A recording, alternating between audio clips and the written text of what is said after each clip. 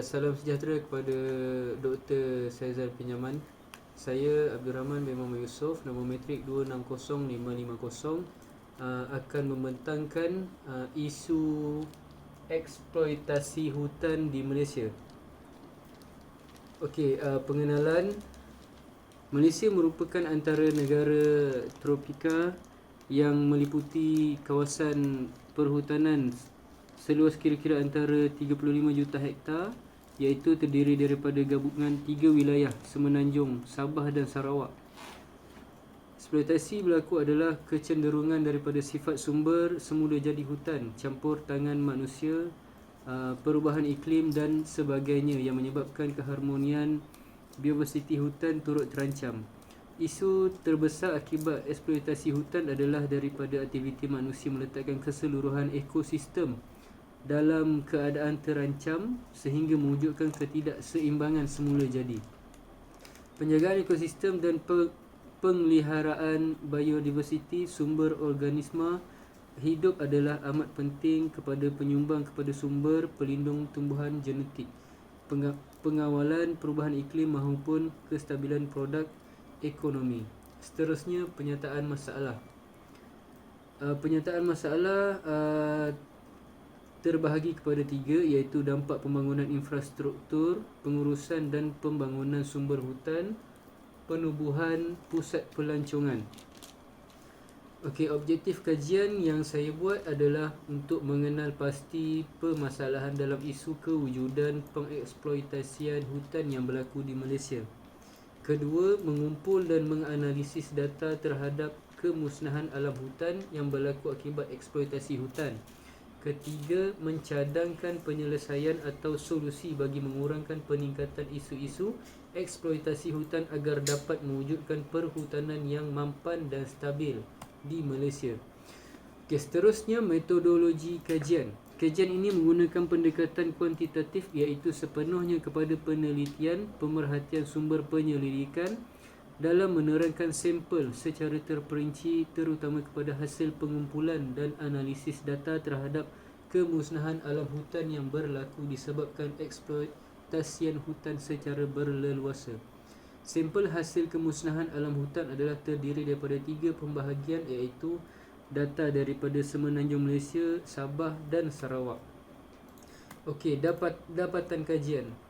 Pengeluaran produk kayu kayan utama mengikut negeri Malaysia pada tahun 2015, seperti yang doktor boleh tengok pada gambar rajah. Seterusnya, eksploitasi Semenanjung Malaysia di Kedah. Isu pembalakan di kompleks hutan Ulu Muda seluas 162,931 hektar yang telah mengakibatkan bekalan air kepada penduduk Pulau Pinang iaitu sebanyak 80%. Kedah termasuk Langkawi 90% dan juga Perlis 50%. Pengeksploitasian hutan berlaku adalah daripada NGO, iaitu pertubuhan bukan kerajaan, yang menyebabkan lebih kurang 4,162 hektar setahun dibalak sehingga menyebabkan kerosakan ekologi dalam tempoh 18 tahun sepanjang pembalakan beroperasi. Ini telah mengakibatkan risiko bencana seperti ribut taufan di kawasan jelapang padi serta kerosakan infrastruktur awam. Seterusnya, eksploitasi Semenanjung Malaysia di Perak. Terdapat pihak yang mencadangkan untuk eksploitasi hutan simpanan kekal menjadi pembangunan ladang hutan dengan alasan bahawa pembangunan ladang hutan, iaitu ladang monokultur, iaitu satu kawasan yang dikenal pasti sebagai hutan miskin atau terosot. Sahabat Alam Malaysia merupakan organisasi yang tidak bersetuju untuk berterus dengan projek tersebut kerana mereka berpendapat bahawa hutan simpan kekal haruslah dipelihara tanpa melakukan sebarang pembangunan baru bagi mengekalkan keaslian hutan. Seterusnya, eksploitasi di Sabah dan Sarawak. Laporan tahunan Jabatan Perhutanan, Sabah mempunyai kira-kira 265,904 hektar ladang kayu, di mana 130,184 hektar terletak di dalam hutan simpan menjelang 2013. Saiz ladang seumpama itu di negeri ini telah meningkat kepada 271,110 hektar, di mana 149,507 hektar terletak di dalam kawasan hutan simpannya. Okey, manakala Sarawak pula telah mengeluarkan 43 lesen penanaman pokok meliputi sekitar 2,823,372 hektar di bawah sistem lesen untuk hutan ladang LPF dengan anggaran 1,555,358 hektar kawasan boleh ditanam. Kebanyakan kawasan LPF juga terletak di dalam ladang hutan kekal PFE negeri yang diwartakan. Pada tahun 2013, angka ini terus meningkat kepada 471,892 hektar. Daripada jumlah ini, 325,314 hektar ditanam dengan pokok balak, manakala 146,578 hektar lagi ditanam dengan kelapa sawit. Seterusnya, penyataan masalah.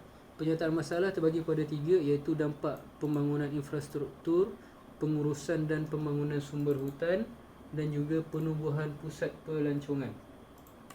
Okey, seterusnya penyelesaian isu atau cadangan. Memperketatkan pemantauan dan pemeriksaan. Dasar hutan negara untuk Semenanjung Malaysia pada tahun 1978 telah disemak pada tahun 1992 kepada menggabungkan beberapa elemen baru. Salah satunya adalah mengenal kepentingan penguatkuasaan undang-undang hutan bagi memperketatkan pemantauan dan pemeriksaan. Pilihan akta tersebut adalah seperti berikut. Untuk meningkatkan penalti dan mengetatkan prosedur dalam penyatuan hutan kesalahan, untuk mengalihkan beban membuktikan daripada pendakwaan kepada pembelaan di mahkamah. Kes seterusnya, mewartakan kawasan terpelihara. Elemen penguasaan undang-undang dimasukkan dalam pelan pengurusan hutan untuk memantau pemantauan aktiviti perhutanan. Dalam format terbaru yang diperkenalkan oleh Jabatan Perhutanan Semenanjung Malaysia, jelas dinyatakan di bawah Seksyen Perlindungan Hutan bahawa jabatan ini perlu menjelaskan tindakan yang perlu diambil untuk mengawal pencerobohan. Sebelum pindaan Akta Perhutanan Negara 1994, Jabatan Perhutanan untuk mendidik orang ramai tentang kepentingan penguatkuasaan undang-undang hutan. Okey, seterusnya cadangan ataupun penyelesaian isu ialah inisiatif kerajaan. Kerajaan haruslah menegaskan melakukan sekatan jalan dari semasa ke semasa untuk mengawal pergerakan kayu balak dengan menggunakan teknologi remote sensing dan sistem maklumat geografi GIS untuk mengesan dan memantau aktiviti pencerobohan hutan. Okey, seterusnya rumusan. Rumusan yang pertama yang saya buat adalah penguasaan undang-undang hutan memainkan peranan penting dalam menjaga hutan dan memastikan penuaan mampan.